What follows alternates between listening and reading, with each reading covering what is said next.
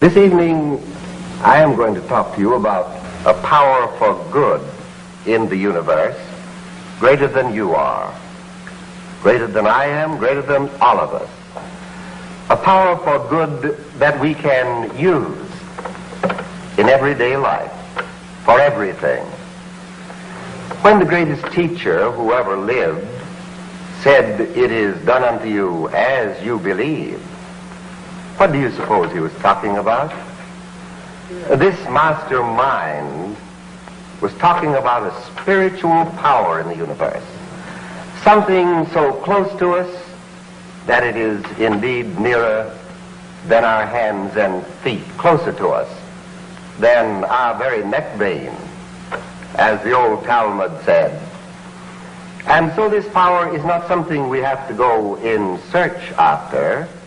It is something that is right here, close, nearer than our very breath. How then would we use a power that is so intimate?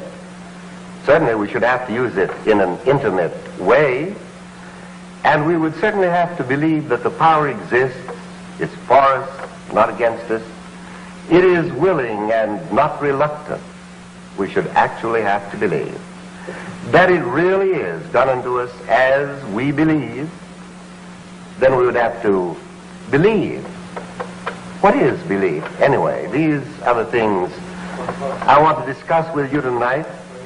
How it is that we could use this power for good, greater than we are, wonderful, the thing the whole world wants more than anything else in the world, the thing that you and I have for the taking, for the asking, for the using, power that responds to us according to our conviction in it, power that is used in our own mind, in our own thinking, right where we are.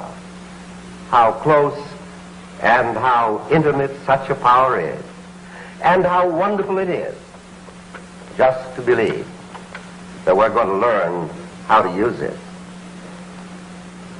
First of all, just what it is, then we're going to talk about how to use it. Then we are going to actually get right down and use it in our everyday life. First of all, the power that is bigger than you are and greater than I am is, of course, a spiritual power. Just what do we mean by a spiritual power? We mean something that is invisible, of course. We don't see it. We don't touch it. We don't taste it. We don't handle it. We don't weigh it. We don't measure it. But we do feel it. Just as you feel beauty, just as you feel love, just as you feel anything in life. This power, greater than we are, is a power for good. It responds to us if we have faith and confidence in it. Now, throughout all the ages, people, of course, have prayed, and their prayers have been answered. They have prayed with faith. It doesn't make any particular difference what kind of a religion they have had. That power has responded to everyone in the way he has used it. And that is why Jesus said, very simply, very directly, "It is done unto you as you believe." Let us then analyze this saying of Jesus, that it is done unto you as you believe. And suppose in doing that we pause after this little word "as." Seems like such an insignificant word, but it's the key to the teaching of this great master. First of all, he said, "It is done by a power greater than you are. It is done unto you by this power." You don't do it. Who has the power to create life? You and I did not make life. We did not create it. We did not think up ourselves. We awoke to the fact that we lived. And we looked about and wondered What in the world is it all about? Why am I here? Is there anything in the universe great enough and good enough to come to my rescue when I need it? Quiet me if I am disturbed, to bring peace to my mind if I am disquiet? Is there really power in the universe greater than I am? And is it good? And can I use it? And Jesus said, "It is done unto you." There is a power that operates for you. And how does it operate? It operates as you believe. Now suppose we try to analyze just what do we mean by belief. It's a peculiar thing, but it's very important. We do not believe a thing just because we affirm it. I might say I believe there is an elephant here, but there isn't any elephant. I might say there is thunder and lightning here, but I know there isn't. Belief is something that our own mind does not doubt. It is something that we ourselves inwardly do not deny. You can tell right off if you believe what you're saying. Shakespeare caused one of his characters to say, "My words fly upward, my thoughts remain below. Words without thoughts cannot to heaven go." So you and I do not have to study very much to see, do I believe that there is a power greater than I am? Why, of course we believe it. Some mysterious thing which we call gravitational force holding you and I in place right now where you sit in your home. I'm standing here by this podium. I do not wonder whether or not this power is going to hold me in place. I walk a little to the right or to the left. I change my position. Always I am certain there is a power greater than I am holding me in place physically. Now all I have to do is just to transpose this and say there's another kind of a power. It is greater than I am. It responds to my belief, my faith, my confidence in it. And as soon as I establish this, then I must be certain that I actually believe. Now probably this is the key to the answer to every prayer that was ever answered since time began. The prayer of faith, of conviction.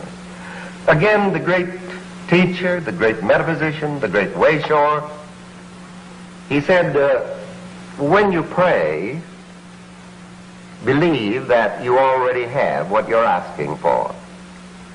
You know, Jesus didn't say, God or this power will be displeased if you ask for a loaf of bread, and as a matter of fact, he fed the multitude. He did not say, God or this power doesn't wish you to have any enjoyment in life. He spoke of a joy which would complete ours. He said, it is done unto you, but as you believe. Therefore, he said, when you pray, believe that you have. Just believe that you have. Is it so hard to believe that we have? We believe that tomorrow will come.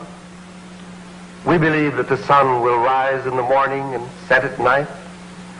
We believe that the ocean and the tide will be there, and the moon. We believe the grass will grow.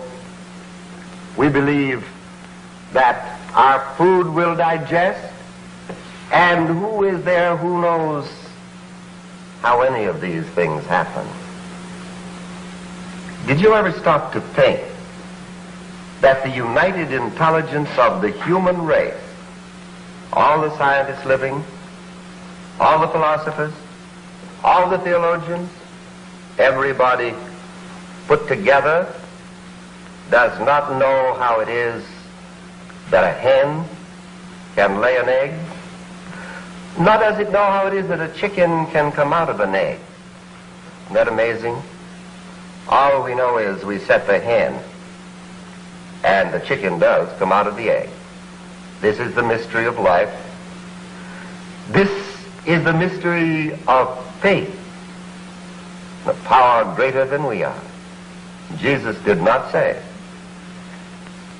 "What is your particular religion?" Spoke to every man in his own language. Just believe, and it will be done unto you. It seems too good to be true, doesn't it? And you and I will never know until we try it, as we're going to at the end of this short discourse. We're actually going to use this power, you and I, for a definite purpose. I'm going to use it for a definite purpose.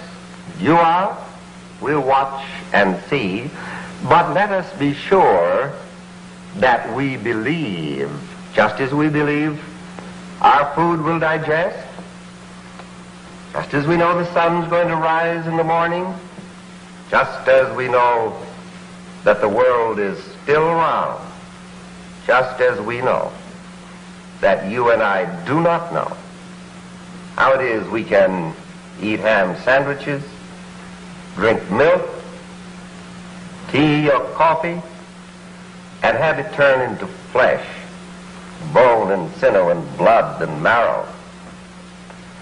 Everywhere we look, we are watching the mystery of life, the riddle of life. Someone has said, and I think rightly, that the riddle of life is understood only by him who knows that God is good, who makes a ladder of his faith and climbs from sense to soul, finds no line between mere human goodness and divine, but judging God by what in man is best, with a child's trust, leans on a father's breast. It isn't so hard to believe. We just haven't thought how easy it is to believe. And you know, if we just take it that way, and we'll say, yes, the world is round, I am held in place by some power, and now I'm going to believe in another kind of a power. It actually exists, and I'm going to try it. And then when we stop to analyze what is belief, what is faith, it's very simple. This is one of the great hurdles, however. People say, well, I just haven't got that kind of faith, merely because they think you're talking about something that's impossible. We're only talking about that which is completely possible, which is completely simple and direct, and something which you, in the secret place of your own mind, sitting there alone, you know it as well as I do, we all believe. We just haven't quite thought practicing our belief until something really happens. And then we have learned that while something in us rises and says no, the belief isn't complete, and what do we do then? We just reaffirm that belief. You know, the mind has a very interesting quality. It acquires habits through repetition of thought.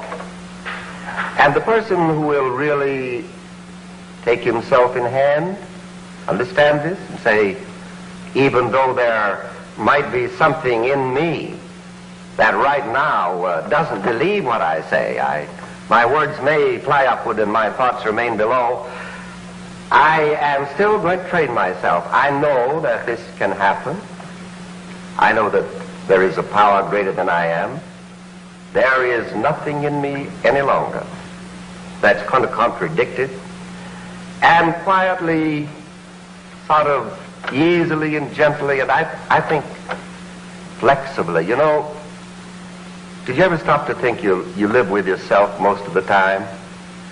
No matter how many there are whom you love, it is yourself that you live with all the time. It is yourself you're going to have to learn to be a good friend to. There is one who is a friend to all of us. And let us not say, am I good enough to use this power? Why, of course we are. The rain falls on us, doesn't it? And the sun shines for us, and the wind blows for us. There is no God who denies anyone anything that is good and right. So using the faith we have and believing in the power greater than we are, we sort of begin to expect things to happen. It would be a very interesting thing, even if it were only a game we were playing. How fascinating. How wonderful to believe that out of that which up until now perhaps we had thought was a wistful wish, a wishful dream, something that couldn't quite be true, out of all of this we have longed for and we have yearned for and we have wanted. Isn't it terrific? Right now, maybe those dreams can come true. Right now, maybe the desire of our heart is already met in some divine intelligence that knows the beginning from the end, just waiting for our cooperation. So we would be trying the most fascinating experiment we have ever had in our lives. That dream, is it difficult for an infinite power? That hope, is it too much to ask for? That yearning and that longing, do not we have a right to expect that whatever the intelligence is and the power that put us here certainly knows how to take care of us? Perhaps we just haven't believed. Now we're going to practice believing. We're going to say to ourselves, yes, there is a power. We can use it. We will use it. And then we're going to be intelligent and we're going to figure out how to use it until we ourselves believe. Wouldn't it be wonderful if you and I knew that there is nothing between the right desire of the heart, the yearning of the mind, the longing of the soul, and that which might be but our own belief or our own unbelief? And if that is so, then we have the proposition where we can handle it. For you and I can control our thinking. And we can come to the place, if not instantly, then certainly we shall come to it gradually. But it doesn't matter how we get there. We are going to come to a place where we believe in the power greater than we are, believe in ourselves because we know it, and believe even right down to the method we're using, that our own thought, our own meditation or prayer, whatever you choose to call it, will convince everything within us that seems to doubt. And perhaps out of all the doubt and the yearning and the longing, you and I will come to know there is a power greater than you are, than I am, and we can use it.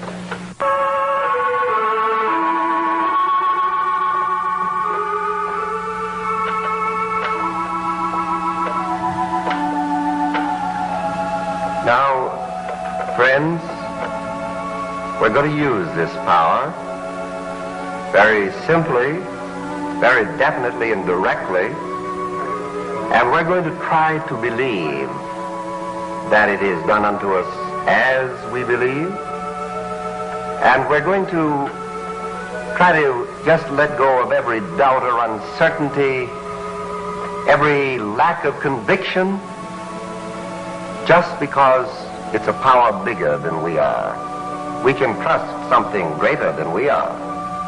We don't have to trust ourselves. Now we call this meditation. And meditation is something you do to yourself, something like this. Suppose you just get still a moment. Let's even close our eyes for just a moment. Kind of shuts us out from these things that disturb. And let's say, I really believe right now, down deep in my heart, there is a power for good.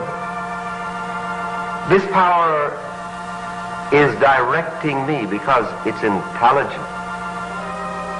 I shall know what to do. I shall be directed. There will be some impulsion, something that will tell me what to do. There is an intelligence, you see, that actually knows.